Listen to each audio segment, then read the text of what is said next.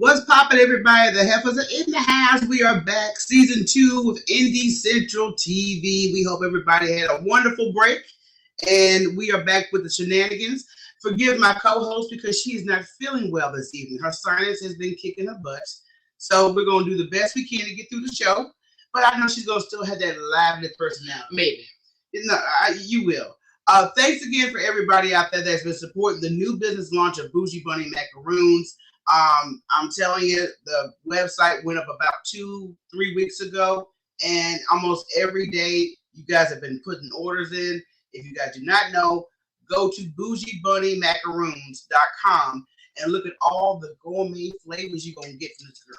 It's a wonderful situation with this heifer. Oh my God. But look, let's get to the news before we bring on our special guest.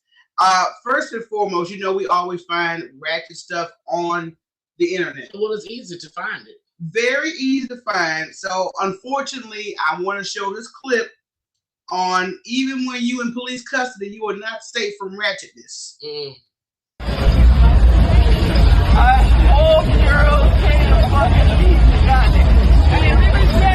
leave this shit alone. I'll fucking hurt you. Yeah. Hey. You ain't handcuffed, dog, on the ground. What if the police say, hey, leave his SH alone? I don't know if it was a bystander or if it was the police officer, but I was just like, you got to be real brazen to sit up there and try to rob somebody. Handcuffs on the ground, police. I'm trying to understand why the police didn't have a big night. I mean, I would have cuffed them too. Everybody going to jail. They should have went to jail too. So he was slacking on the job even after you caught them off his neck. I'm like, oh my God, it's I don't think they ever got chained though. They didn't, but still. But the attempt itself was real bold. That's all I got to say. Hey, ninjas. And everybody, y'all on this verse is about to work my nerves, okay? Girl, I'm so. First of all, mama versus daddy versus and baby mama, baby daddy, and baby mama versus side chick versus side chick versus wife versus. I mean, let's just keep on going with the verses. So the latest one, Fat Joe, Ja Rule, and I caught the highlights. But the main thing that was the main talk about the show was this. To bring Remy to save you. This is fucking pathetic. You got all the mother dusty bitches back there, Ja. Let's go. Hold on. Let's not go back. I didn't see nobody come. Y'all seen somebody come out here with me? Oh, them I dusty. mean either. You gotta go to the crack house to find them bitches. Hold up, but let me tell you something, Crack. I heard you say something about I ain't had a hit or I ain't made no records in 10 records or whatever. I love that song, baby. You gotta feed these girls something, man. You gotta feed these girls some food, nigga. God damn, that's what I mean. My bitches is rich, man. You gonna get these play some real hits. dawn shit. My beat is rich. Go feed yours. It looked like he was eating enough for everybody while he talking, okay? The arrogance, the disrespect. Fat Joe's arrogant. Yeah, I'm just saying, I'm not going to disrespect what he's done music-wise. True. Oh, well, I am. Leave it to me. It ain't moved me. I like more Ja Rule records coming up. You did too. I did. Okay. I didn't appreciate him calling them women bees not once, but 4 to 5 times. And then I don't accept your apology. No, sir. These Twitter, first of all, when you text an apology, that's not an apology. When you tweet an apology, that's still not an apology. It has to be more personal if you want me to accept it and take you seriously. If he apologized to my face, I still wouldn't accept it. That's what I'm on. I understand. Yeah, I know he apologized later, but at the same time, why did you have to go there? This is supposed to be like hip hop and enjoyment. And the thing is, what are we doing? At their age, the ratchetness. I'm tired of the ratchet. I'm tired of black people hip hop. They feel it's got to be some kind of beef. I got to be, yeah. You got to be beefy. Got to be hard. You know what I'm saying? I mean, did we not learn from Tupac, Biggie, what beef happens? And the thing about that whole situation, like most situations, is always the sideliners that are keeping the instigating, you know, and the fanning the fire. I definitely could have lived without their verses. Right. I mean, look, the only verses I checked out was that I love Jill Scott, Erykah Badu. Now I heard the one that had the most was Brandy and Monica by the time when they had the most participation. Not. No. I mean, he almost sounded like Trump bragging on his inauguration over Obama. Right. When we all know Obama had more people. What are we talking about here? What are we talking about? Okay. But look, in other news, following the verses, guess who else did a verse challenge, which is comical? Jermaine Dupri wants to do a verses with P. Diddy, Sean Puffy Combs. Puffy, now let me show you how arrogant this is. He said, nigga, you ain't got enough hits. I could kill you with just Mary J. and Biggie alone. So they're talking about people that they produce, not them themselves. But right? They usually, because like when Keith Sweat and Bobby Brown battled, Keith Sweat performed a lot of songs that he wrote. Yeah. So I'm assuming that, hey, if I touched it, I can bring it to the table. Well, Diddy, I have to agree with Diddy. Because I still like me some little Kim and B.I.G. I love some B.I.G. Mary's still popping. Yes. I mean, Faith Evans, isn't it? Yeah. Faith Evans. I mean, there's a long list. He got, because the only one I could see Capri having is Brat. The Brat, because Bow Wow had been having his mystery album in the studio for Lord knows how long. It's like a ghost album. Bow Wow hasn't had an album since he was a kid. Well, anyway, if you guys are Wendy Williams fans, you're going to have to hold off on the show premiere because Wendy Williams has been infected with COVID-19. Oh, so she's going to return in October, the first week of October. She looked like she COVID. If COVID had a face, it would look like Wendy. Okay, and y'all, this has been on the debate table. Tiffany Harris said that if Common wants to propose to her, that he needs to come with an apartment complex, not a proposal, with a wedding ring. You know, the tradition. So he don't want an engagement ring. She wants some land. She wants some land. Now, I feel her. I understand. I would rather have a deed than a ring. But let me tell you something. That's kind of stuff you can pass on to your children. That's generational wealth. You are absolutely right. Folks, let's get it right. Don't blame. Let's play with the numbers a little bit here. Okay. If there was to be an engagement ring, and like I said, Common could buy $1 million engagement ring. We know this. Mm-hmm. But the average engagement ring is like $6,000 average. Okay. But it goes to pawn shop. If you want to have an apartment building, you'll pay anywhere from $4.5 million to $50 million. So, should you ask someone to make that type of investment in you for, you know, long life love? If you want to marry me, and this is what I qualify, pay the price. If you don't, then keep it moving. See, you probably should have stayed with Angela Rice. She probably wanted to get more practical with you, okay? See, you kept bouncing around from woman to woman. That's what I told you, Common's a little. And he got the right one. Yeah, he got the right. Yeah, he got. See, Common. I'm gonna start calling her Ray Charles. That's the right one, baby. Let me tell you something. Common was bouncing around from all these eligible, successful women. Yes. And I was like, man, at this point, I was like, he hoe. I'm sorry. No, he is. So he had to get a woman. Oh, he got some kind of trauma in the past. Something's going on. But anyway, New York hospital was forced to stop delivering babies after experiencing mass staff resignations due to the vaccination they had to get to keep their job. Oh, so they didn't want to get the shot. So they didn't want to get the shot. So everybody's short staffed because they're just saying, look, if you get this shot, you can't come back to work. A lot of people are saying, okay, deuces. And right now in the medical field, people are like, okay, I'm not going to be up in here with this because this is the main place where you're going to see a lot of COVID cases. Yeah. And I'm not going to deal with it. So they had to stop delivering babies. Y'all know there's a baby every 5 minutes. Yeah. So what the baby's going to do? They just stuck. I don't know what they did. Let me out. They had to go somewhere else, do some midwife stuff. I'm sure midwives go, but let me tell you something. If you work in a hospital, you need to be the first one in line getting out COVID. Mm-hmm. Same thing with teachers. Yeah. I'm kind of over it with these people not wanting to get COVID shots. You are the reason why we cannot get back to normal. I don't understand it.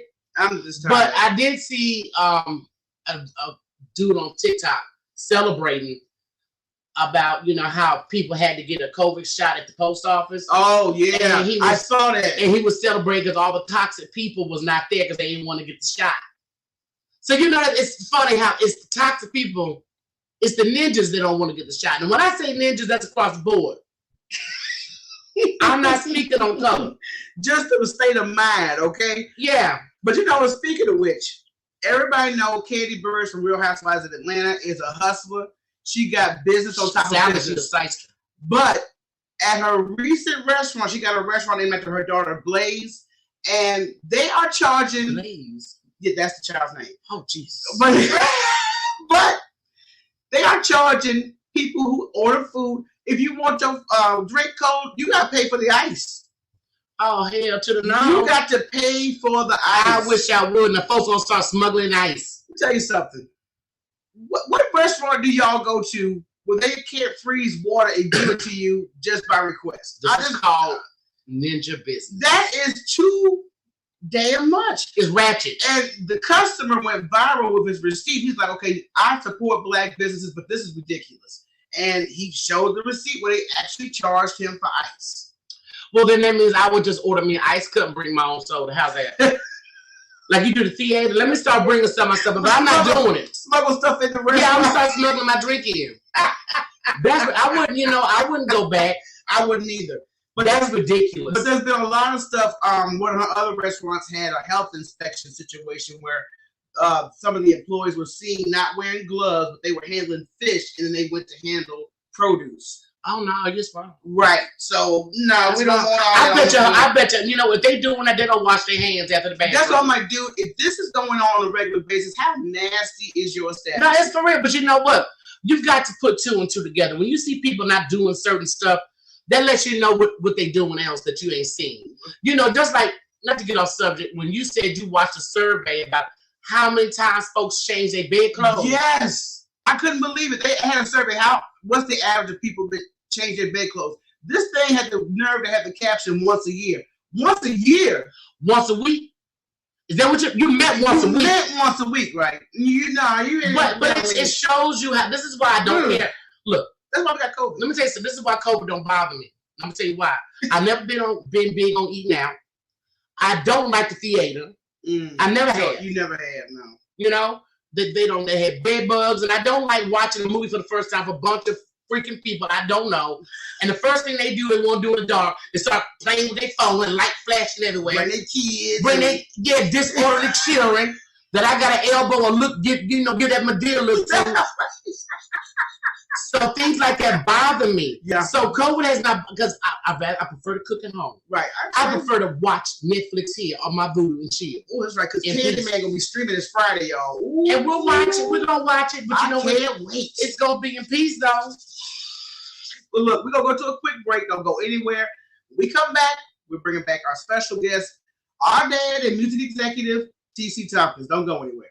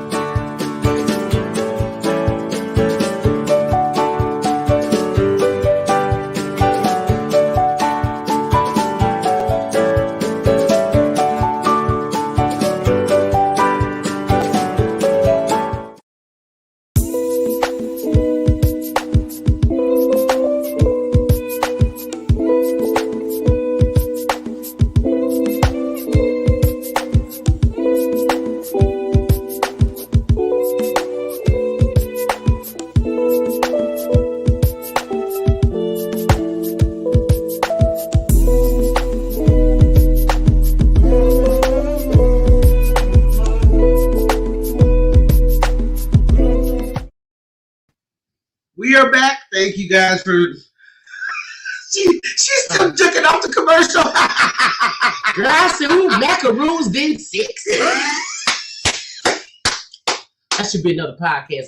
Macaroons is 6. Macaroons is 6. It sounds like your homies.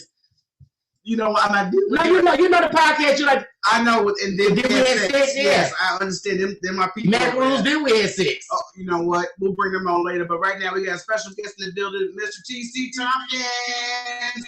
Am I frozen again? You're frozen again. Let's do what you did last time and try to come on back in with entertaining good people. I know. We're going to let him get his thing together. We had some technical difficulties. Technology sucks. But we are going to do our best to bring it back. But I still want to know, what would your response have been had you been one of the ladies performing with Ja Rule that night and you heard Fat Joe make that statement? How would you have responded? I would have probably kicked him in his lower gut. I would have tried to get his penis, but I'm sure it's covered. So I would have kicked him in his lower gut. I don't take disrespect like that. I don't, I think either in my past life I was an Italian gangster. Oh. I'm like Joe Pesci. Right. You're not gonna do that. We're not doing that anymore. Fuck up in here. Like, we were just watching Castillo today, and I promise you, there are certain lines you have to apply to life from that movie. Yes, there's certain things disrespect has just never been on my damn menu. Never. And don't plan to put it there anytime soon. I'm like, as soon as you start talking sideways, you could get a look from like, but you know what? Is that confused? Is that nigga talking to me? That's what's so funny, because see, on the IG street, people will know that they can't come in our situation and be acting a fool. Okay? Because they know they're gonna get the business. Some folks have had their feelings hurt. And some intentional. And some have been unfollowed. I have been on a unfollow mission for the past couple of days. There he is. Hello. Thompkins in the building. Hey, what's going on? We better speed it up. We don't know how long we're gonna be. Well, let's get I know that's right. Music executive, you've worked with some major artists: Michael Jackson, Sade, Culture Club, Isley Brothers, The Clash, and even artists, Cyndi Lauper, all kind of artists. And we, growing up behind the scenes, Here's too many. had a chance to see what you had to go through as a music executive. What was your first racial experience in the music industry? There's like, which one? First racial experience. My first companies that I worked for were mainly black. Thank God for that, because I worked for Stax Records. I worked for Capitol Records. That was my first job, but I really didn't have that much interaction with corporations, because I had a branch manager that I reported to back when I was working for Capitol Records. And I really didn't get into the corporate thing until I started working for CBS. CBS is where I really started first encountering blatant racism. Oh, the Peppy Woods was there, huh? Oh yeah. It was ugly. I will never forget when I first got the job as I think I was local, because I took a step down to go to work for CBS, because I was regional for Capitol, but I wanted this job at CBS, so I went to work as a local in Chicago.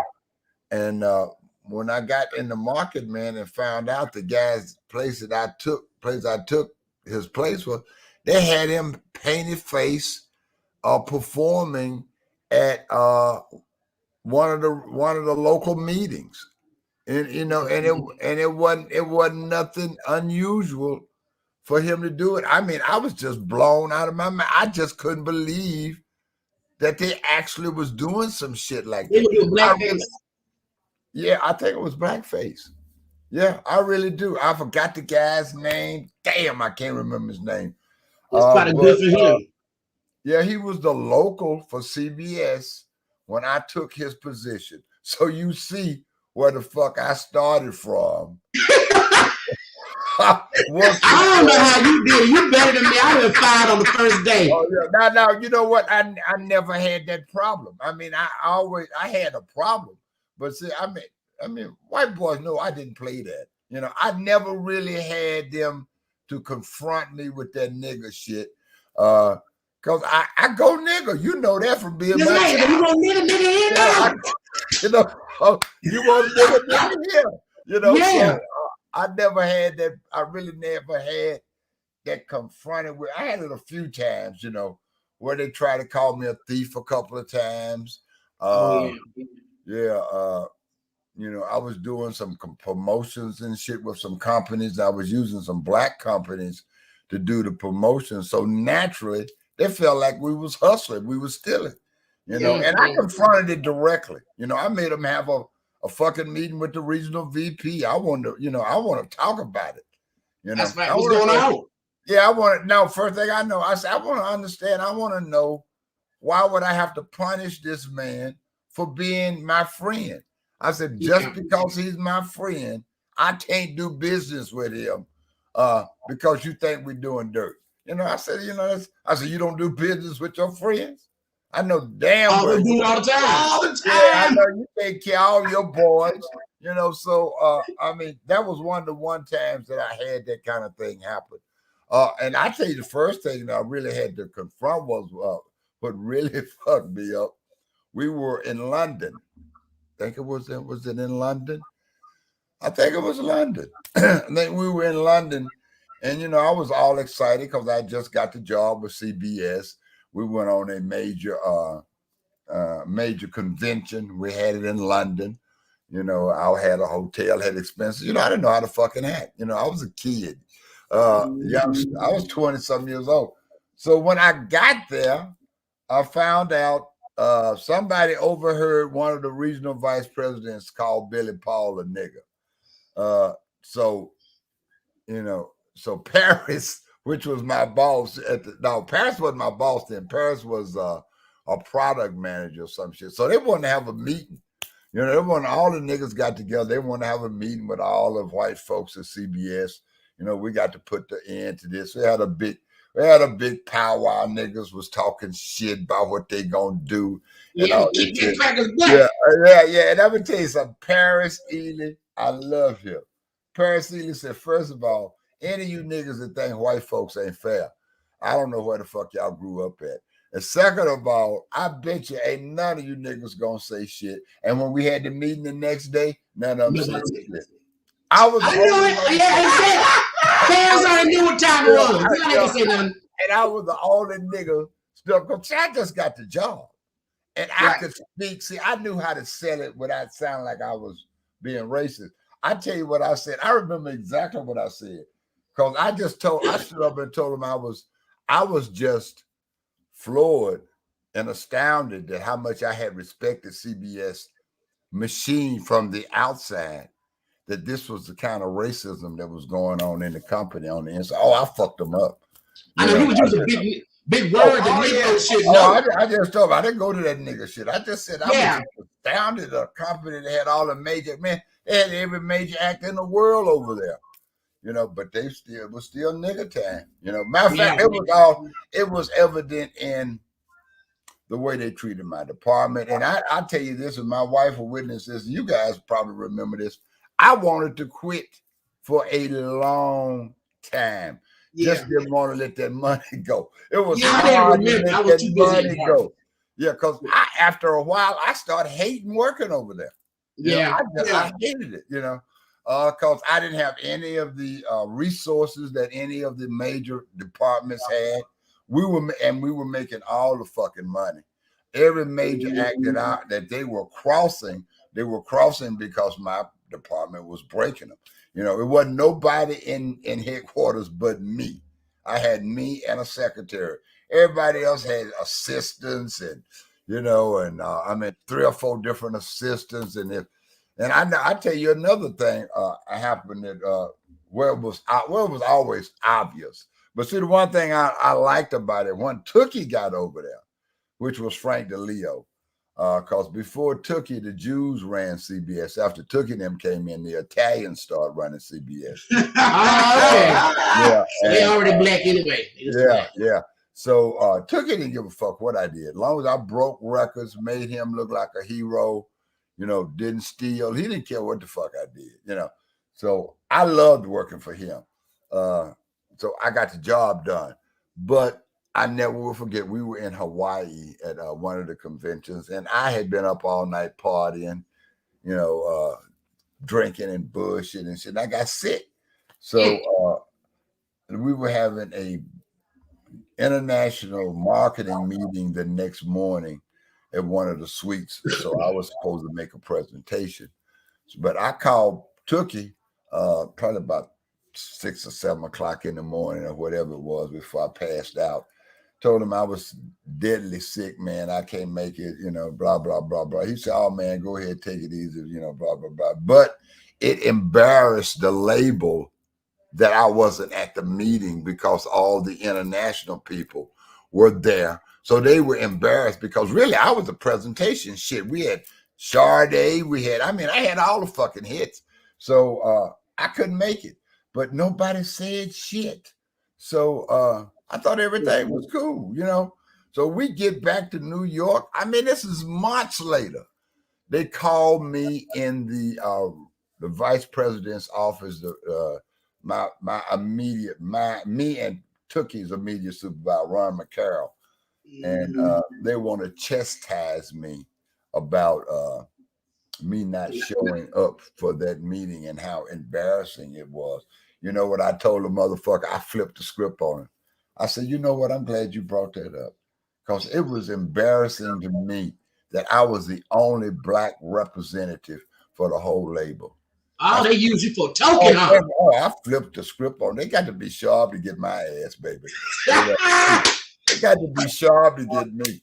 I knew they were going to say something about this shit. I just waited. I sat there and just waited on the money. Said, man, and said, T, we really disappointed. You embarrassed us. We didn't have anybody to do this and blah, blah, blah, blah, blah, blah, blah. I said, shit, if anybody else from the other major pop departments had been missing or couldn't have made up, their assistant could have made their presentation. It just so happened that I don't have an assistant, And it just became obvious to me how depleted my department is, even with the amount of revenue that we bring into this corporation. Oh, baby, I put it on them.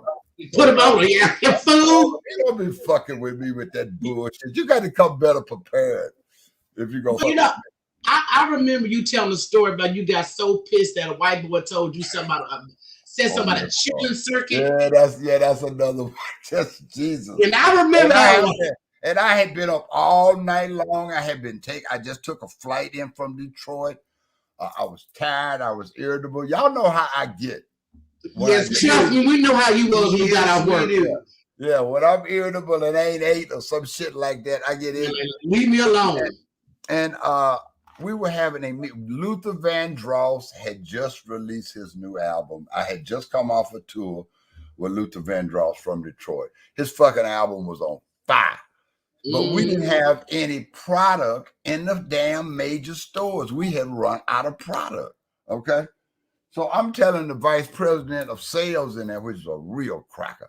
I can't think of his name.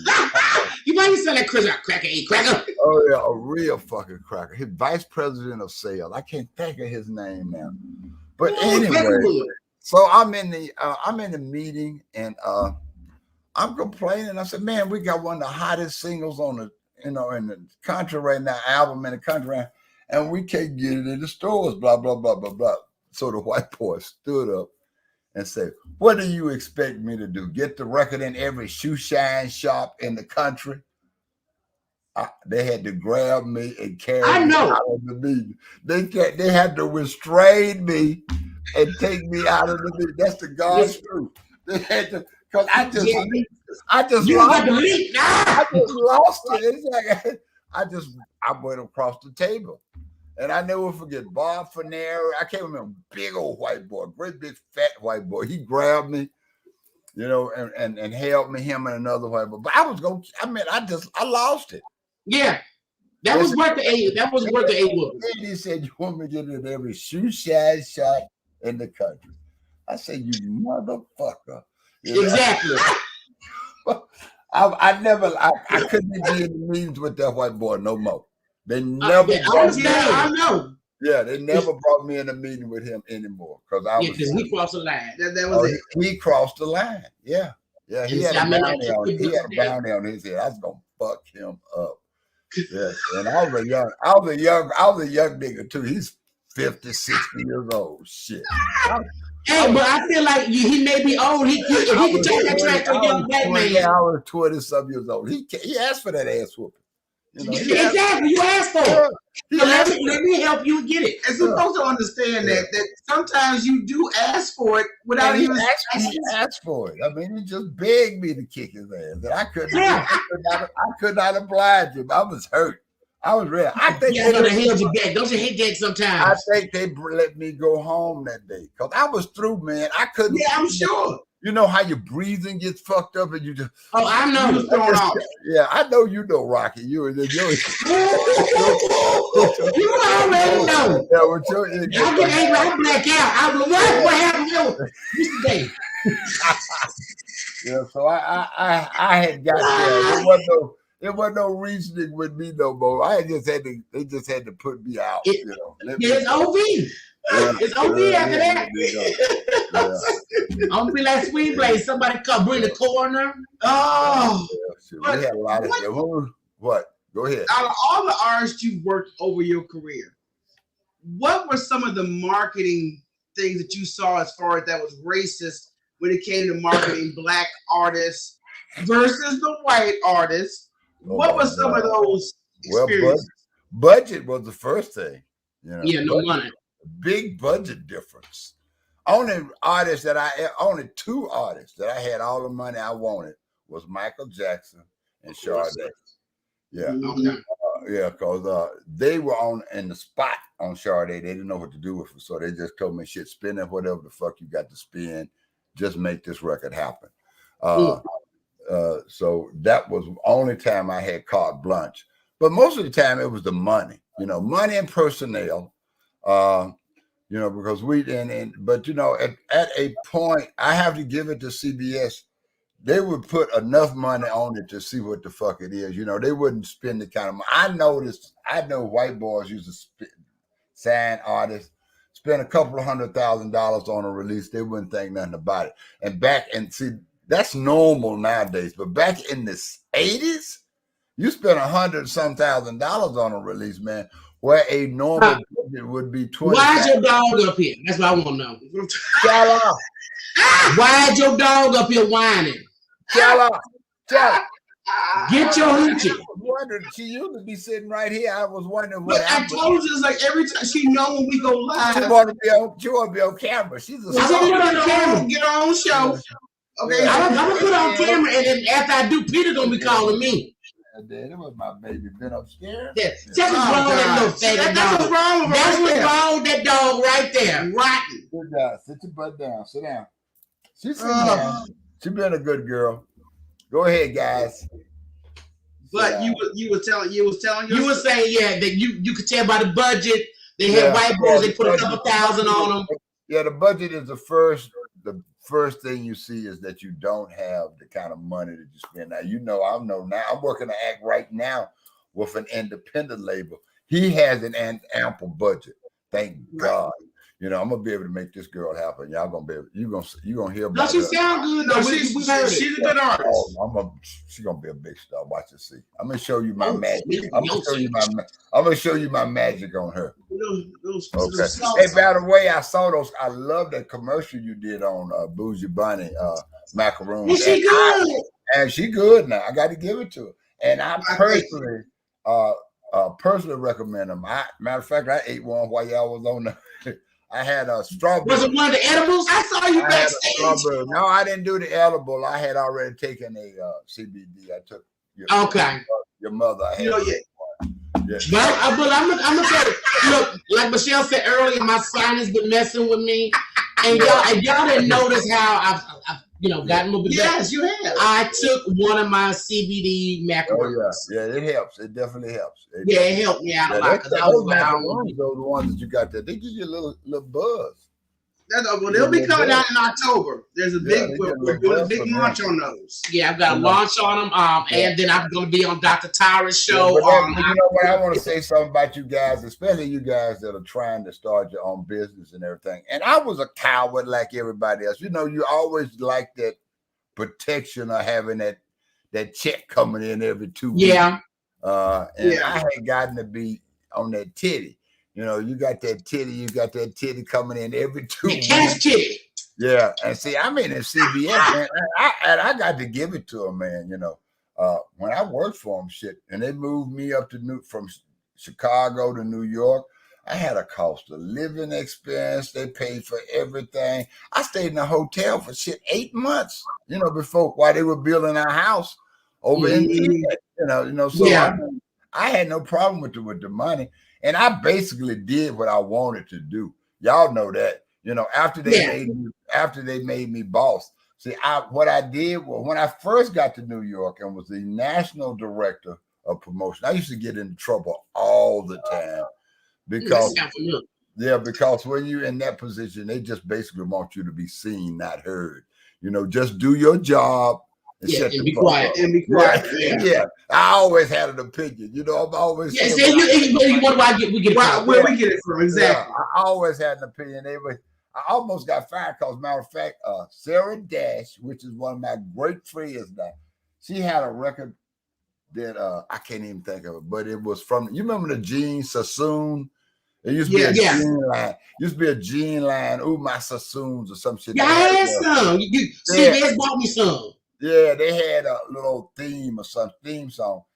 Yeah. Sarah Dash had made a record out of that theme, which I thought was a piece of shit. And naturally, I told her it was a piece of shit. Paris almost had a baby. He said, you actually told the record was a piece of shit? Yes. I said, she asked me. I said, Sarah, because we were buddies. I don't know what the fuck I was thinking. Artists ain't got no sight when it comes to their material. Right. Oh, no. That's like their child. So I would call him. I'm thinking of her. I'm her buddy and shit. I called her. I told her, I said, Sarah, you can't be releasing this. This is a piece of shit. Ooh. Yeah, y'all weren't friends no more, was you? I wasn't going to be up in New York too long, baby. And at the time, Sarah Dash was sleeping with, God damn it, I can't think of this white You going to put a business out there like that? She was banging somebody important, okay. She was single. Shit, it didn't matter. But she was sleeping with one of the big shot white boys. And she called him, and he called Walter Yetnikoff, which was the president of the whole thing, of CBS, period. And oh man, I don't know how I got out of it. Paris got. I don't know either. You must have been making them some good money. I wasn't making no money then. I just got up there. I know what the fuck I was doing. Well, somebody must have vouched for you. In my opinion, Paris, don't be giving your opinion. Do your work. Let them see. Do your job, nigga, and shut up. Yeah, shut the fuck up. Yeah, I was like offering my opinion like I knew what the fuck I'm talking about, Oh my God. This ain't no James Brown. This sucks. I said, this sucked like a motherfucker, baby. I said, I can't release this shit. It was a piece of shit, though. I was telling the truth. No, trust me, I know your ear, because whenever you have a project and you listen to it for a minute, you'll call Rocky or myself in there. You like, what y'all think? And I can tell by you what you think about this. I like it. That's like Daddy with movies, 5 seconds. Oh, this is a piece of crap. No. I tell any artist, if it's a single. Now, if I'm working something for album radio or that kind of thing like that, but if it's a single, man, you got to get there within 45 to a minute, 45 seconds to a minute. You got to get there. I got to be feeling something or get interested enough to hear the rest of it. Because that's true. Yeah, if it don't grab you by that long, man, my teacher said be down on the radio. Yeah, that's what scares radio stations. That's why it's so hard to get a fucking record on radio now, is because if they change that dial, if they hit the first 45 seconds and they ain't finished, I don't like that. They hit that button, they go on to another station. Yeah, no, that's true. Because that's why I prefer to listen to, our Spotify. On screen. Because I don't want to hear. You got good shit already picked. You want to hear. Yeah. I want to hear this. I know what I want to hear. And I definitely don't want to hear this new rap nowadays. Yeah. No, not at all. But I mean, you experience with budget, artists and promotions. Was there ever a situation with an artist where there was some conflict because of racism? Between me and an artist, not you an artist, but just you witnessing an artist in general experience racism. You ever hear Cindy Lauper say nigga? I've seen artists experience racism. I remember a boy I just had a big thing with a few months ago was M. Toomey. they used to have a big problem with him Toomey because him Toomey was one of them. He wanted to be black. He was a black power man. Yeah, he was a black power. Yeah, and they couldn't stand that nigga. They didn't even want him up there. Matter of fact, him and he wasn't a black, and they couldn't stand Clarence Avon, which ended up being one of my best friends. In a big name. I never forget. Clarence Avon had a label called Taboo Records over there, which was SOS Band and Alexander O'Neal and all that kind of stuff. But Clarence and Walter Yetnikoff, which was the man, he just passed, matter of fact, that long ago. Well, him and Clarence were thick as thieves. And so whenever Clarence had a problem, Clarence could always go over the label's head and go to the president of the company, and they hated Clarence for that. Matter of fact, when I got my job, they used to tell me, man, stay away from that nigga. That nigga is trouble. Okay. I couldn't wait to meet him. I said, that's right. These white boys telling me don't mess with him. He's got to be cool. He got to be the one I'm messing with. Yeah, he sound like my kind of nigga there. Let me find out something about him.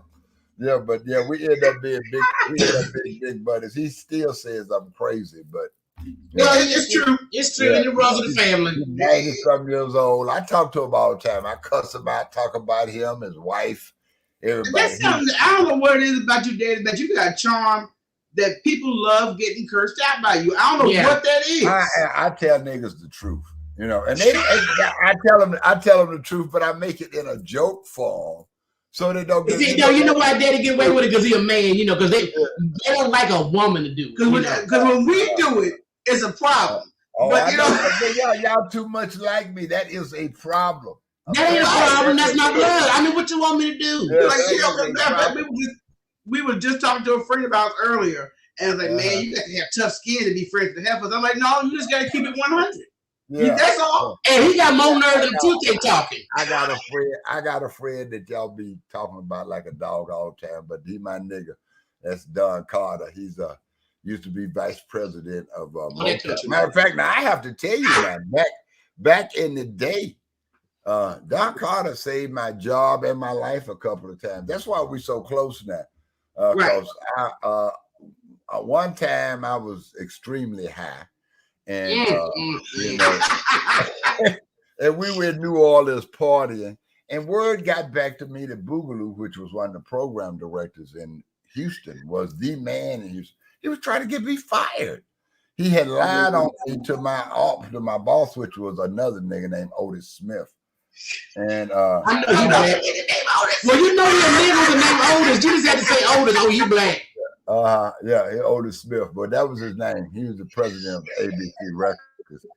And I was at the airport. I was on my way to the airport. I had Don Carter physically pulled me back and keep me from getting on the airplane to go back to kill it. Because I had made my mind up. I was gonna kill that nigga. See, but you know what? You don't have Gene Griffin had to save you. Gene Griffin saved me another time. Yeah. Oh, Lord. I had a nigga in New York. That I had just got my position up in New York, and we was, it was a little kickback thing involved. I gave a friend of mine, matter of fact, Clarence Avon was the nigga that asked me to do this shit.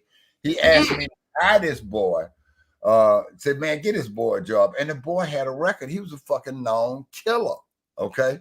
He was a hit man in New York City. Everybody knew it. But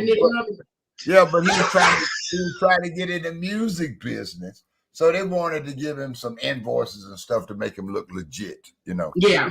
So I gave him some work, But my deal was he'd give me some work. He'd take care of me. So, and an appropriate time had passed. The grace period had passed. I know a whole lot. I hadn't been contacted about my money. It's like that nigga that left your shop, but I pay it. Okay. Oh, yeah, you remember that. Oh, Lord, don't put that up. Oh, Lord. I'm about to kill a hoe. Okay. So I just started feeling like I was being disrespected. Yeah. For real? Yeah. So I came home, got my gun, got my little bag, And I knew the club that he used to go to all the time, and I'd never been there before in my life. It was on the 94th down in Harlem. I didn't give a fuck. Harlem was bad, man. Yeah, bad back then. So I down there, had no business down there whatsoever, fucking ever, you know. But I knew that nigga owed me my money. He wasn't gonna treat me like no bitch. So Gene Griffin, as God have it, got to the club before the nigga showed up. Okay. Oh, and I knew Gene from hanging out with Paris. I didn't really know Gene. We were really tight. But Gene knew what I did, and I'd worked with him and Teddy, and so we had a little relationship.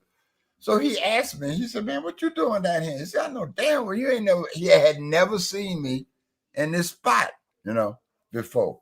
I said, "I'm waiting for somebody," and I told him the nigga's name. So he said, "What the fuck you waiting on that nigga for?" I said, "Man, this nigga owe me money and they ain't paying me." He said, "Well, T, I don't think you need to handle it." He tried to talk to me.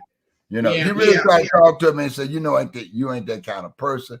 You don't know the kind of nigga this is. This nigga is so-and-so and so-and-so. I said, "No, Gene." I said, "Oh, man. I don't give a fuck if the nigga King Kong.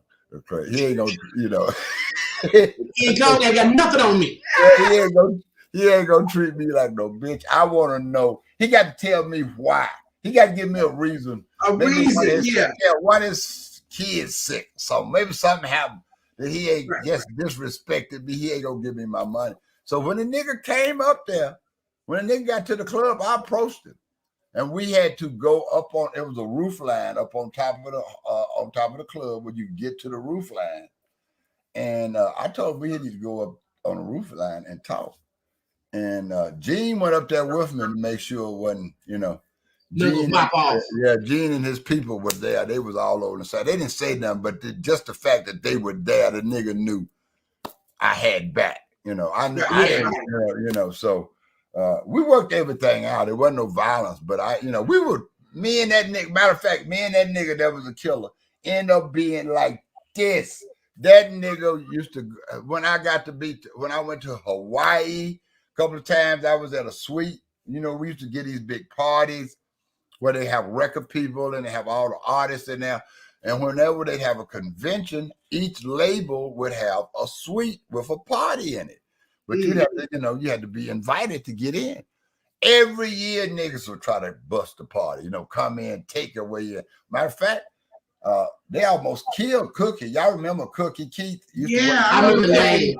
Some niggas got in the Motown party one night and almost beat him within an inch of his life. Jesus. Okay? Yeah, he's in a wheelchair when he died from that shit. But niggas tried to bogart my party one night, and my man was there. The nigga that I almost killed that nigga. But them niggas knew when he came to the door, they walked. Yeah, they didn't. They jumped. They knew this nigga. They knew this nigga. This nigga here. Let's go. They say, "T, is there a problem?" The nigga said, "Oh no, man, ain't no problem." I didn't know him like that. Right, but they knew him like that.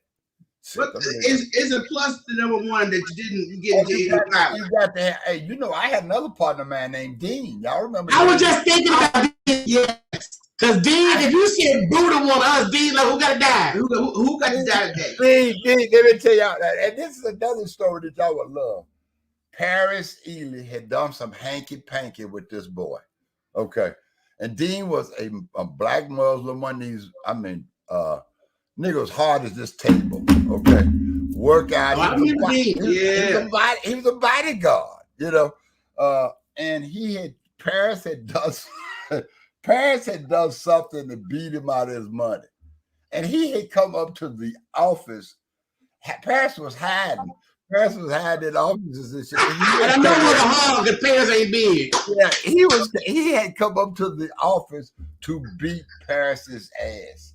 I talked him out of it and talked him down, went downstairs with him. And the nigga just fell in love with me for some reason, man. Matter of fact, I gave him a job. That'd be part of the reason. Yeah, I gave him a job working the clubs. I let him work the clubs, and niggas played his records in the clubs now. They ain't had no choice. That nigga was what you gonna say to Dean? But I tell you what, that boy, if I had told that nigga to kill a rock, that nigga would kill a rock. No, he was. We remember because Dean was always at the house. Yeah, he was scary. He didn't play. He didn't scare me though, but you know, I was like, he loved us. He loved us. He Yeah. was, you know, anybody else? Oh, that nigga was. Oh, it was gonna be death. But that's funny because Dean's a big dude, and your boy that cheated him is little. Yeah, Paris a little bit of nigga, but you know, Paris was. I didn't realize how little Paris was until we ran into him out here. Because I was a kid myself. Yeah. So we was the same height back then, you know. Yeah, Paris is not a big man. You know. I said, this nigga little. Yeah, you remember that when we saw him again? This nigga is really little. Yeah. And that little nigga was messing with big old Dean, Jack Daniels, Rickettale.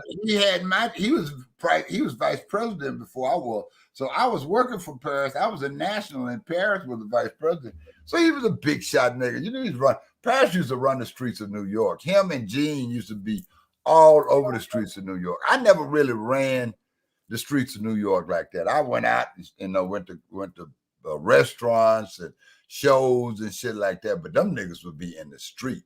Them niggas ain't had no family. You had a family. Yeah, I had a family.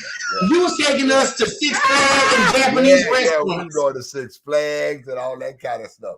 Yeah. That's probably another thing that saved your life. You had a family. No lie. That's probably that. Oh yeah, I would have been dead if I hadn't had y'all. Ain't no question about it. Because I was hanging out with some questionable elements, and all the major players and drug dealers and killers, they loved me.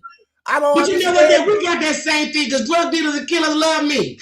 I was hanging with niggas, and you realize they kidnapping and killing people. I'm like, not John. Yeah. Oh yeah, I love it. Hey man, I went to a convention. I went to something in LA. I never will forget it. And I'm getting on the plane. It's 3 or 4 niggas I know that are fucking hitmen and drug dealers. They getting on the plane, following me out to LA.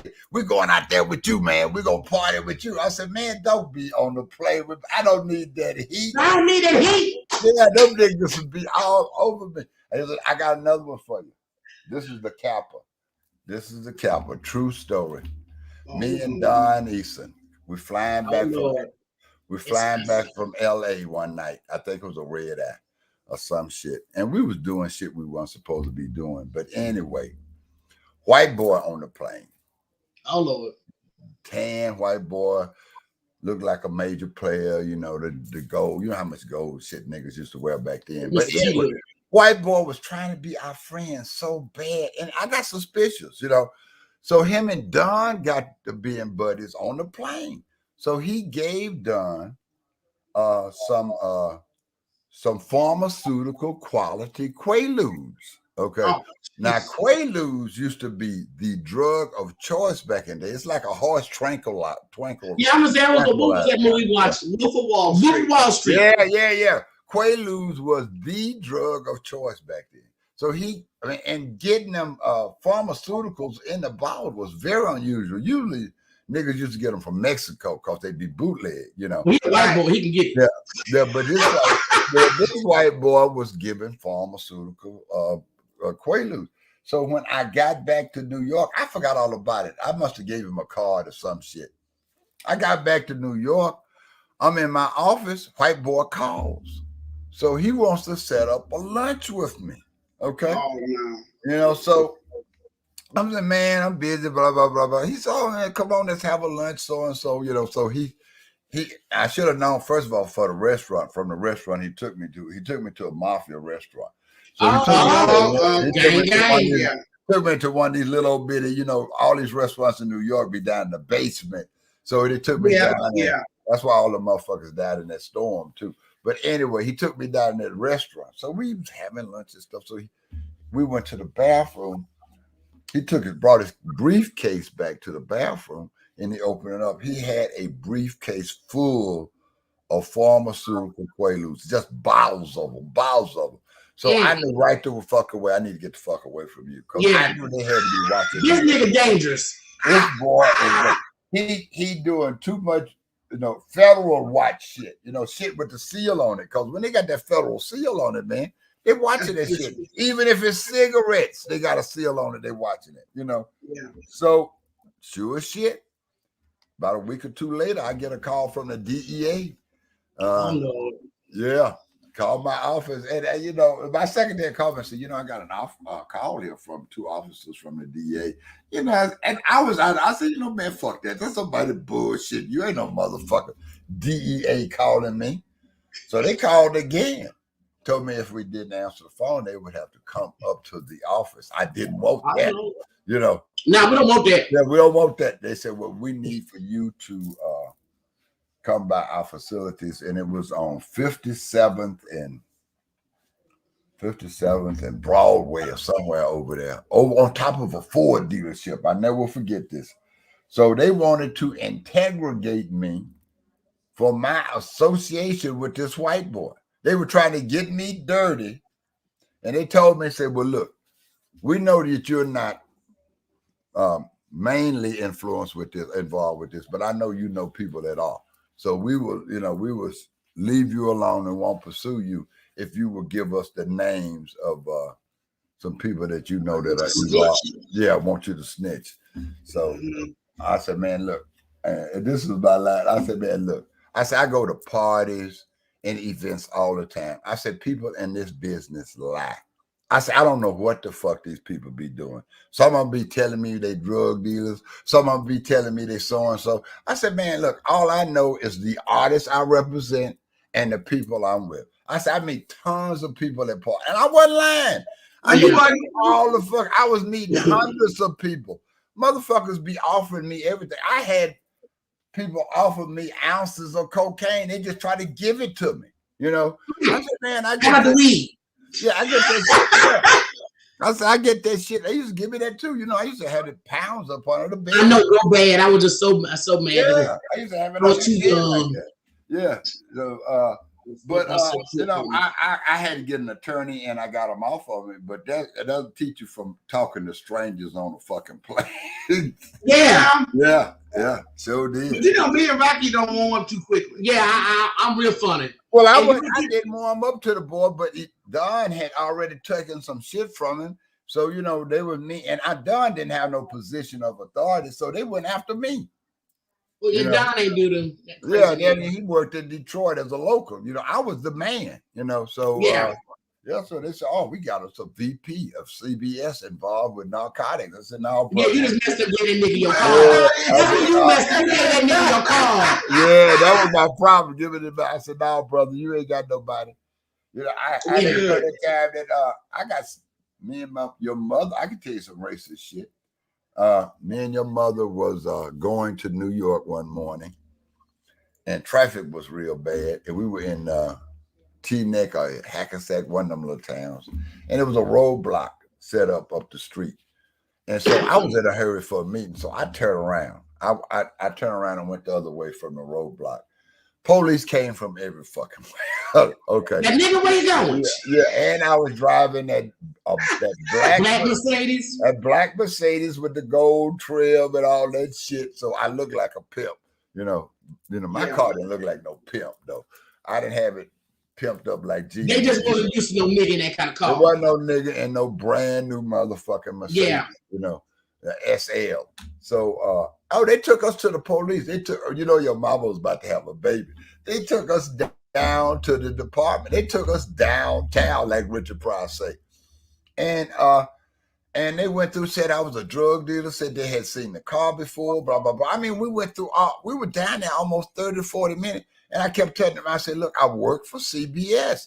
I remember that story, yes. They did not believe me. I said, I'm vice president of CBS. So, yeah, right. And I'm an astronaut, so-and-so. So at that point, CBS had those ID cards with that big eye on it. That eye's a motherfucker. I had to tell you about another one of them too. I pulled my card out and showed them my card. They actually called CBS to verify that ID wasn't phony. Now, and after all of that shit, let me tell you that the capper, the motherfucker had nerve enough to ask me to help him get his daughter a job at CBS. Wait. I swear to God. That's how white boys move, though. I swear, say, do you have any influence over there? I said, yeah, I guess I do have a little influence over it. So, you know, my daughter been looking for a job. Now, this a motherfucker that had me jacked up for an hour almost at the damn office, and he asked me for his daughter to get a job. Want a favor after doing all that. Yeah. But you know, hey, I guess he said ain't no time like the right time. So yeah, I'm sorry. I'm gonna put it out there. I'm sorry, nigga, but can I get a job? I got the nigga's attention. Yeah. Yeah. But you know. But I like I said, I know we exchange stories that people don't know about. I've been on him for years, and I mean years. I started doing a little something. I got about a couple of hours worth of shit. I'm gonna have to get back on it. I know. Yeah, get back. I'm gonna stay on you like a crackhead for a while until you won't get that book out. I'm gonna write the book. Okay. Because you ain't gonna have me and Rocky doing press tours on your behalf. Well, I know once this book will pay a whole lot of bills. We'd be set. Yeah, because I mean, if I was to just tell it everything, if I would get to telling everything, you know. Now you can't tell everything because you got a lot of stories that we know about. I can't tell everything. You can't tell the whole. Nah, just give me a look. I've been trying to get me to tell something about his show for months. I mean, man. Yeah, that nigga know. Yeah, he want me to tell something, but I can't do it. No, tell me save for the book. Yes, look, I'm writing the book. I can't do the book. I tell you about the time me and your mom was sitting up and looking at TV, and we saw my name on Entertainment Tonight. We're watching Entertainment Tonight, and they said, and these are the following names of individuals from record labels that are under investigation. And they just ran this tape up here. And my God. I know Mama had a heart attack. I said, oh shit, that my name is right there. I didn't know they had your name listed on Entertainment Tonight. I did not know. Yeah. I was up there. I was when the times when I was fucking around with Joe Isgrove.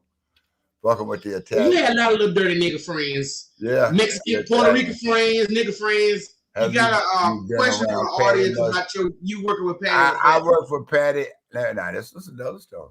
I gave Patty LaBelle her only #1 record. Patty LaBelle has had only one #1 record in her entire career. And I know none of your audience knows who it is, what the record is. It's the one Mama picked. It's the one Mama picked. Okay. It's the only #1 record that she's ever had. You can guess it, y'all. If Only You Knew. That's too late to tell it. Yeah. Yes, exactly. Mm-hmm. See? I work with Patty. I love Patty. Shit, man. I love the Patty. I love some Patty LaBelle. She used to put on a serious concert. Oh yeah. No, Patty. When you see her live, that's a whole different experience on the radio. Yeah. You be tired when you come from the show. You be like, you feel like you didn't work the shit. Yeah, I don't put on the show. Yeah, I love Patty. Patty was one of my favorite artists to work with. That's it. If Only You Knew. That's the name of it. That was the record. That was the record. Yeah, my wife picked that. She will not let me forget that because it was because you said don't nobody want to hear this whining BS. Yes, you sure did. Yes, you did. Yeah, I did. She was hollering a little bit. It was too loving and that. Nobody want to hear that BS. Nobody want to hear that. Yeah, they had 2 records on there that I liked. It was one that sounded more like Patty, and this one.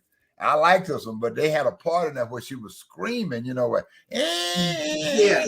And they had to cut all of that out of there and made it into a single. It's a monster. It's a big record. You know, Patty do them, you know, them Negro hollers, you know. The church, yeah. Oh yeah. If you knew. I know Patty, yeah. Mm-hmm. Well, I know you got plenty of stories, but I know we're gonna hold you up all night because I know you are. It's past your bedtime. I know it's past your time to get to chill on. I'm fine, but I'm in a good place right now. God has been really good to us. Thank God. Amen. You know, I try to be as good as possible as I can to other people because of the kindness that and the grace that God has showed us, you know. Amen. He has shown me some real grace in the last 3 or 4 years. And I guess I got closer, you know. I've gotten closer. I don't know if it's the pandemic or what it was, but I tried to bring my relationship closer to him because I come from a godly background and Christian family. You know, we all do. My grandparents, you know, Mimi and all of them was church people. Yeah, church people used to, just called me a fool. Said, well, fool, if you can go out and stay all night, you can sure go to church. I used to, when I was raised by my grandmother, I'd come home in the morning, been up all night with them niggas on the street. Said, bring your butt on. Say, I don't care if you just walking in, you going to church. So I used to have to go to church and try to stay awake and do the sermon. But Mimi, she knew you needed to go to church. Yeah, I needed it. I thank God for her and my granddaddy, Rayfield. It made all the difference in my life. My granddaddy, if it weren't for my granddaddy and my uncle, I don't know what the fuck I'd be, because I was tended to be a little mischievous. I would get into trouble. I would see that. My grandson and the shit he do at night, late at night, and the stuff that it reminds me. Yes. Yeah, it reminds me of me. I was bad though. I ain't gonna tell no lie. No, I'm gonna look. Trust me, I could do comparison notes when you tell me how you used to raid the kitchen in the evening. Yeah, I used to raid the kitchen. But see, the only difference is Daddy was sneakier because he would just meet for ice cream, but Daddy would eat it from the back part. Yeah, I was slick, but I used to you put a spoon in it and fall through. Yeah, do my grandmama wrong.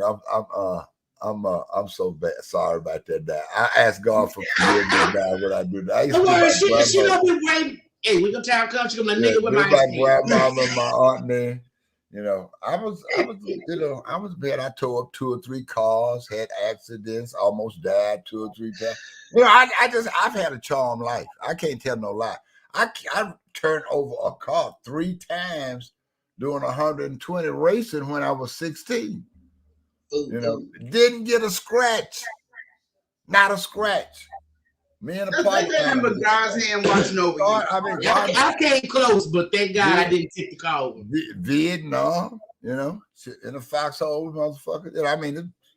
Hey, I ain't got nothing. I got nothing to say. Y'all got it honest. Daddy. You fucking right. Yeah, I don't curse like I used to. My girls would tell you, I don't know how I held a job. And I'll say this, about before I leave for the evening, I don't know how I held the job because I was somewhat ignorant, as my daughters could tell you. And I was arrogant, and I'm still somewhat arrogant, because I'm sure of myself. I'll put it that way. I'm not arrogant. I'm sure of myself. Confidence. Okay? Yes. Yeah. I'm competent and unaccomplished of what I do. Now, I do the fuck out of what I do. Now, anybody tell you they fuck with me. Matter of fact, niggas that still fuck with me with records tell me they hate to hire me because they know I'm a customer. They hate to hire me. That's one thing I know. Folks can guarantee that whoever you got on that project, that you are going to worry the crap out of them until they gonna get their money's worth. I got a boy right here in Houston right now. I didn't even want to fuck with him. He's a good kid, though. I done really learned to like this guy. Century. Century. They got a good act. That record has been on the charts now. And niggas turned that record down, would not work it. That record been top 20 now for over 6 weeks. I just talked to him last week. It went back up with a bullet again. I said, you motherfucker, you. Daddy, you ignorant. You got to know. And the thing that be killing me with Daddy, he be like, well, why that nigga talk about me? I remember you was shocked when somebody said Jay-Z was talking about you, about all the... Yeah. My partner of mine, Andy Q, which is a friend of ours from way back in the day, said a year or so ago, so he was up over Epic or somewhere, and Jay-Z and a few of the other guys were up there, and they were talking about the good old days. That's me, said the good old days. I remember, man, when they had this guy, T.C. Thompkins, he was a so-and-so. And Q said he was amazed that Jay-Z knew who I was, but I had a rep. Shit, I was the nigga. I was a hated motherfucker. I understand. You know what your daughters are too? Yeah, I was a hated motherfucker. I don't understand. Matter of fact, your mother made me go to a psychic back when we lived in New York. Jersey. Yeah, in New Jersey. And he was the first one that told me, he told me, man, you have a multitude of enemies. Because I'm a good-natured guy. I'm thinking everybody loved me. and blah, blah, blah. And I'm saying, what are you talking about? He said, man, spirits are around you that mean you harm, blah, blah, blah, blah, blah. Because I used to get niggas that crack on me and hit on me and just do dirty shit to me, which I could not understand. Because basically, I'm a Southern boy. Right. You know? Right. And Southern boys just really don't have that makeup like them niggas up north do, you know. And up in the Midwest, the dirtiest niggas I met in Chicago. Now, they beat New York. They beat New York for being dirty. Chicago take the cake on being dirty motherfuckers, man. I loved it. If it wasn't for the weather, I loved it. I loved it because I used to play games with them niggas. Man, them niggas are. First time I went to radio in Chicago, this show you what gangsters these niggas are. First time I went to radio in Chicago, nobody knew who I was because Don Easton had hired me under an alias. Show you how that nigga thinks. Because I had a reputation from being in Houston.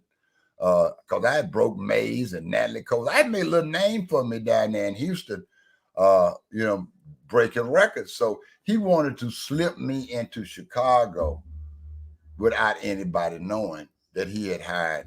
They said they'd hired this guy named Garcia. I said, who the fuck? They done hired a Mexican. You know, they done hired a fucking Mexican. You know, so when I showed up, that's the truth. That's how he had me down. I'm just saying, it's just casual racist conversation, but go ahead. Yeah, now when niggas hear my daddy name, you have Spanish? No. Yeah, so I show up at the radio station and sign in for, you know, because you had to sign in for an appointment with the program director. And they said, TC, what the fuck are you doing up here? Who you doing? What are you doing here? Blah, blah, blah. So I'm the new local for CBS. Said, no shit. Oh, blah, blah. So when my time came up for me to see the program director, some nigga from Motown, I can't remember, I think his name was King. You can go for gang. See, all them niggas up in Chicago went for gangster. That's what I liked about that motherfucker. They all went for gangster, you know. And this nigga scratched my name off the fucking list. What a hater. He was an older nigga. You know, I was a young nigga. I guess I had to be 20, well, probably about 24, 25, something like that, you know. His nigga was probably about 40, you know. He scratched my name off the list. He's an old pro, been up to Columbia. No old hater. Yeah, nigga. So he said, I'm next, you know. I said, I looked at him. Wait a minute. I said, wait a minute, man. I said, what the fuck are you doing? He said, oh, nigga, I'm taking your spot. You can wait. I said, oh, motherfucker, I'm not waiting. Ain't no waiting here. You know, I'm cursing just like this in the station. You know, so, you know, I nobody know who I am. You know, I mean, they said, you know, Mr. Thompkins. I said, no. We got to get an understanding here. You know, or we can go outside the station. Ain't no thing. It's off either way. Yeah. So no, you ain't taking my spot, motherfucker. So they right then they understood that. This nigga ignorant. We got to him. Yeah. See, that's the fun thing because your boy, when we was working on him, pissed me off. And he saw the look in my face and my tone. He said, you know, I'm going to leave you alone because you ignorant like your daddy. Who said that? Emillion? Yes. He said, I'm going to leave you alone because you ignorant like your daddy. That's my boy. Y'all don't leave him. Y'all leave him. We love him, check this way. I harassed that nigga because I like him. Yeah, but it was something that happened that irritated my nerves. And I guess he had a flash of you. Yeah. When I got irritated. And he said, you know what? I'm going to leave you alone. You ignorant like your daddy. I'm going to leave you alone. You know, I know. I used to mistreat Emillion so bad. I dogged Emillion. But why is it the ones you dog, the main ones you dog? He had to earn. Oh, your main homies. He had to earn my friendship. That's what Greg Peck was the same. That's what it was, huh? He had to earn my friendship. I knew more than they knew. You know, as a matter of fact, I was both of their bosses at the time. You know, I was gonna fire Emillion. That's how I met him. I was gonna fire him. You know, he was a smart mouth motherfucker. You know, he still is. Wait, hold that story. We're gonna go to a quick break, okay? Because I definitely want everybody to hear this story about Mr. White. Be right back.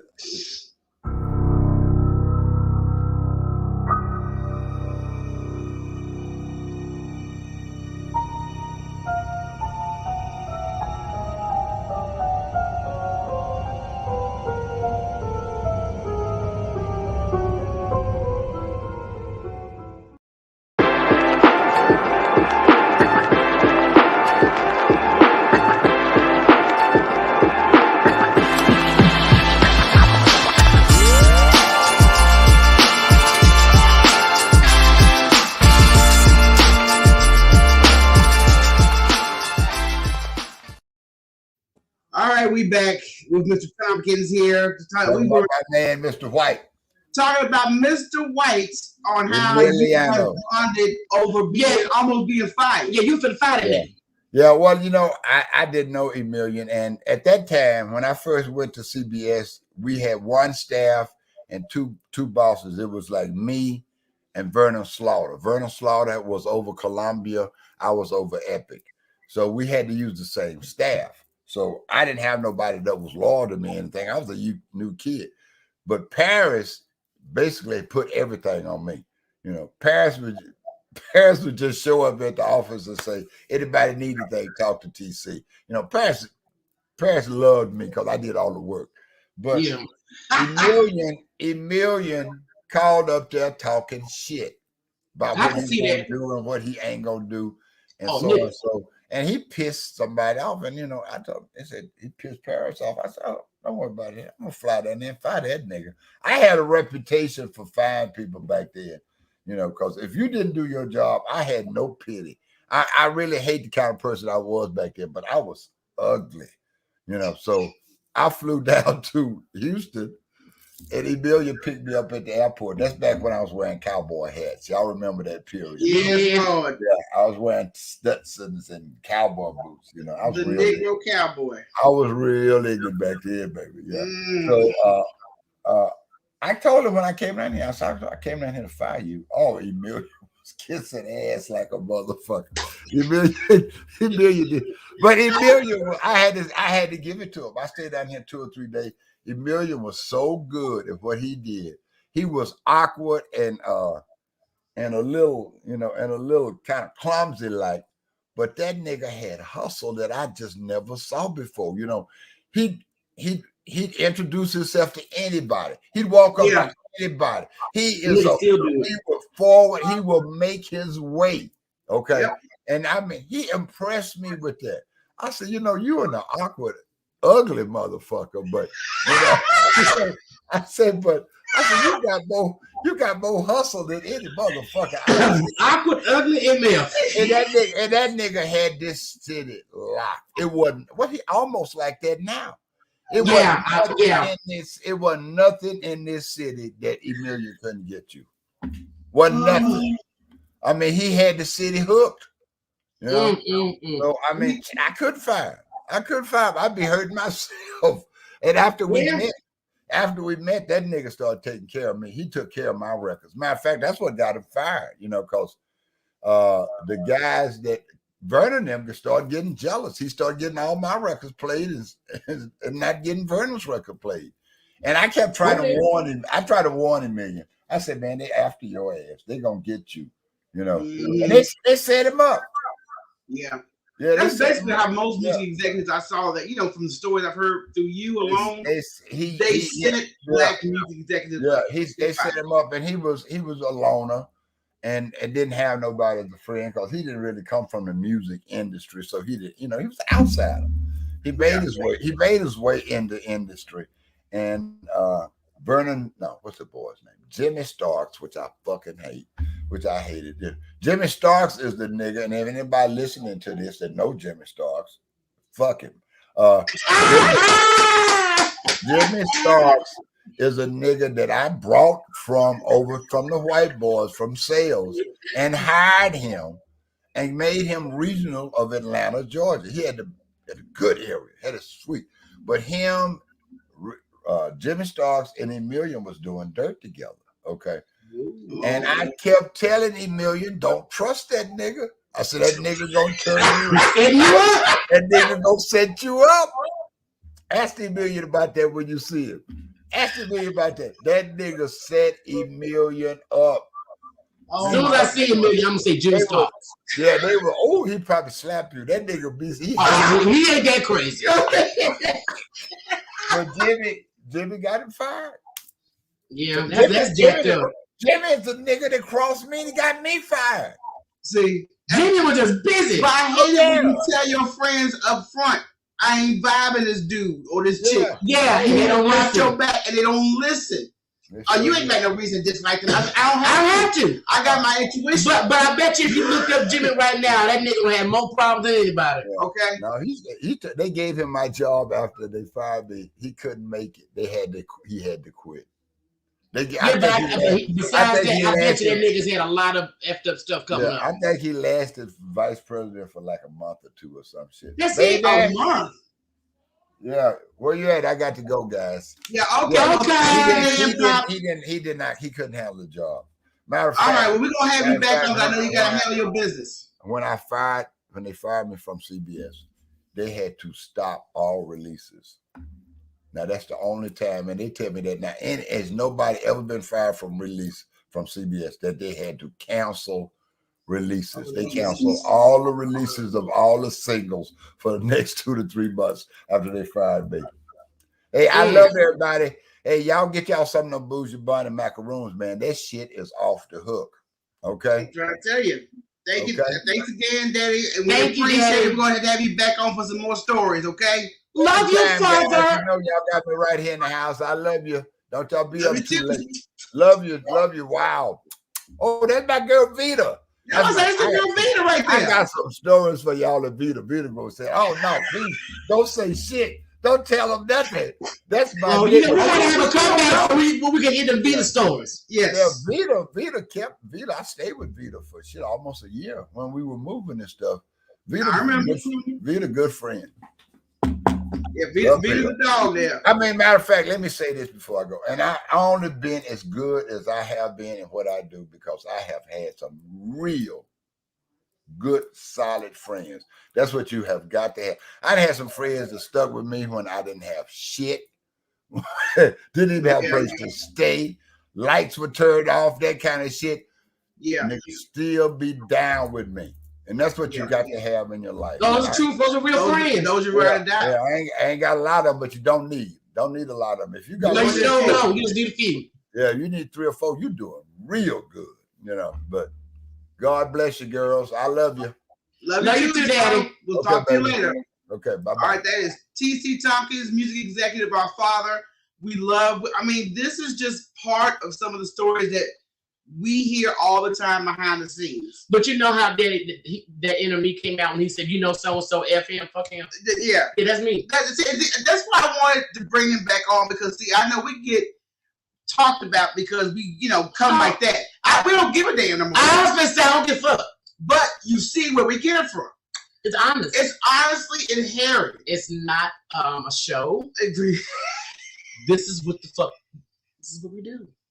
Period.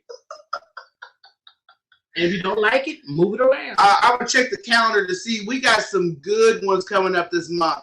We got Chef Lawrence Page from the previous show that aired, I believe, either on We Network, but it was called Hustle and Soul. Oh yeah, I know that nigga. Okay, he's banging everybody. Yeah, Lord, that was.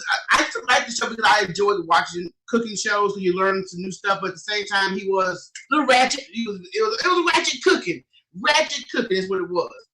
And we're going to have him on the show very soon. Also, comedian Monroe Flame. Y'all see Monroe Flame every damn where, okay? So we're going to get him on the show very shortly.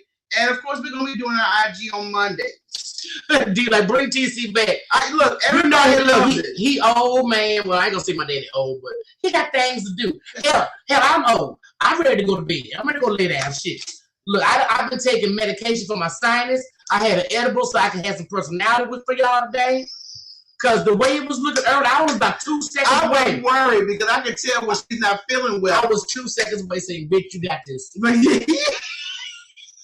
God for CBD.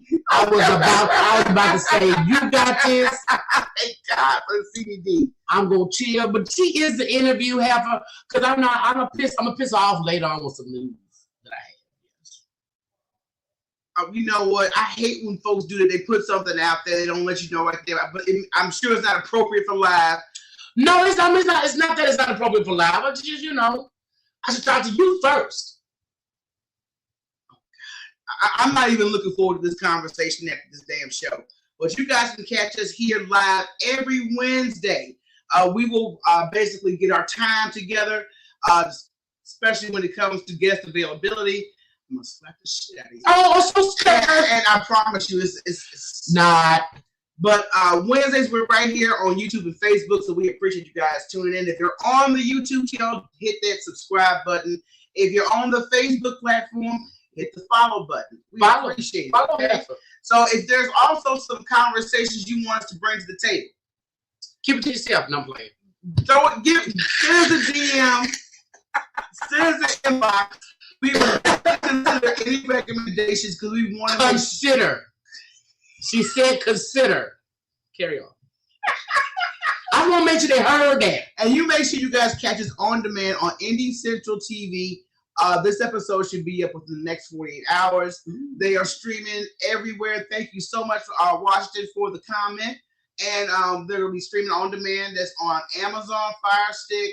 That's on Roku. That's on Vudu, I believe. They have streaming channels. So anywhere there's streaming channels, you can look up Indie Central. Indie Central. You know what? I'm glad you're feeling better, but at the same damn time, the ratchetness has come back with a vengeance. If you don't feel good after October 1st, you can buy a CBD macaroon and be like me after a sinus infection. Let me tell you something. I'm going to type this in here. Well, I can't type it right now. Let me create it. Guys, no, don't worry about it. We finna go. We finna go. Okay. And we'll talk about it on IG. Shit. We'll talk about it on Dr. Towers' show October 5th at 5:30. She interviewing me. Oh my goodness. So y'all hear about that. And then we're going to have the debut when shit come out. Yeah, so you guys be on standby because we're going to do a live launch with Rosebud's as well as with Bougie Bunny Macaroons. These CBD macaroons are the truth. I'm telling you. If you don't smoke, make your wig pop off. I'm just Look, I ain't gonna braid my hair, so y'all. Why you got to show the scalp though? I just saw the braids. Because Jason was wagging my ass. I don't give a you had this synthetic cheap shit on. Let's go. When my wings are gonna get upgraded, okay? They gonna get the human. Yeah, because if I take a break, you can get this one. You gotta adjust it, your head a little bit bigger.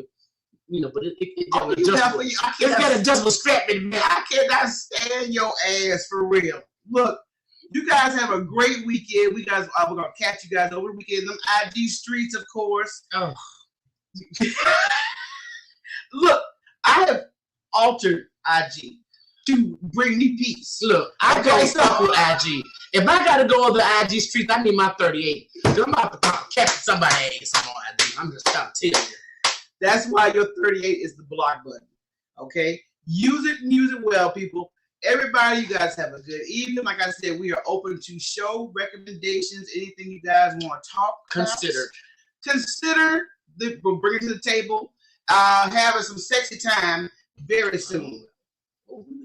I'm talking about as far as the bedroom candy party. See, what are you talking about that? I thought you was going to do something. I'm not doing nothing. When I was talking about it, I'm going to be hosting virtual parties. That was part of it. I can tell my nephew, don't go in there. Don't use your mama's wash rag. Don't kiss her. Don't get on the ceiling fan. While you're brown the window Mama! Where the keys, his handcuffs? I can't find that shit. Look, on that note, y'all, because the dogs is loud being ghetto, as always. My nephew running the goddamn hallway. It's time for us to go. Everybody, be safe, be happy. Peace. Holla.